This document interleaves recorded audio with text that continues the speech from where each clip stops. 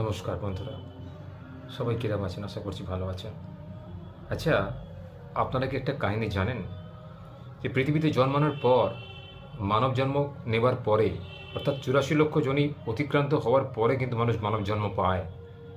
এ বড় আকাঙ্ক্ষা, এই জন্ম এ বড় সুখের, এ বড় আনন্দের।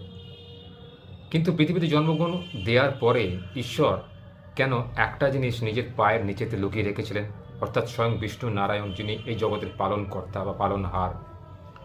আমি সেই কাহিনীটা আজকে বলবো। পৃথিবীতে জন্মগ্রহণ নেওয়ার পরে মানুষের আজকে এত যে চিন্তা, এত ভাবনা, এত কাজ, এত কর্ম, এত কুকর্ম, এত সুকর্ম, এত সুখ্যাতি, এত কুখ্যাতি, এত কিছু জিনিস পৃথিবীতে ঘটে চলেছে। কেন জানেন? কারণ ঈশ্বর পৃথিবীতে মানুষকে জন্মগ্রহণ দেওয়ার পরে একটা জিনিস নিজের কাছে লুকিয়ে রেখেছিলেন, যেটি মা লক্ষ্মী বা আমাদের সবার প্রিয় লক্ষ্মী দেবী প্রশ্ন করেছিলেন স্বয়ং বিষ্ণু নারায়ণকে, যে প্রভু, আপনি পৃথিবীতে মানবকে জন্মগ্রহণ দেওয়ার পরে এমন কী জিনিস লুকিয়ে রেখেছেন আপনার পায়ের তলায়, আমি কি জানতে পারি? তখন প্রভু বলেছেন, নিশ্চয়ই দেবী, তোমার সে জানার অধিকার আছে। আজকে মানুষ কেন দেবতাকে ভক্তি করে বা দেবতার পূজা করে, কেন মন্দিরে ঘণ্টা বাজে, কেন আমরা সন্ধ্যারতি করি, এর নেপথ্যে রয়েছে এই কাহিনী।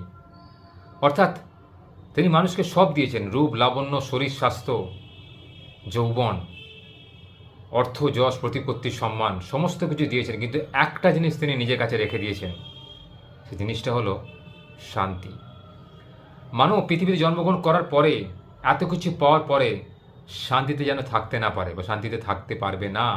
সেই শান্তি খোঁজবার জন্য তাকে ভগবানের কাছে দ্বারস্থ হতে হবে, অর্থাৎ ভগবানের পায়ে তাকে প্রণাম করতে হবে, ভগবানকে আরাধনা করতে হবে, ভগবানকে ডাকতে হবে, যাতে ভগবান তাকে সন্তুষ্ট হয়ে, তার কাজে সন্তুষ্ট হয়ে, ভগবান তার ব্যবহার, তার আচার আচরণ, তার ধর্ম দেখে তাকে সেই শান্তি প্রদান করেন। এই শান্তিটা তিনি নিজের কাছে লুকিয়ে রেখেছিলেন। কারণ সব কিছুই তিনি মানুষকে দিয়ে দিতেন, তাহলে মানুষ কি আর ভগবানকে ডাকতো? মানুষ কি আর ভগবানের আরাধনা করতো? কখনোই না।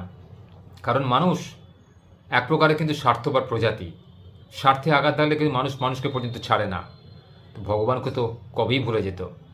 এখানেই ভগবান তার চালটা খেলে দিয়েছিলেন।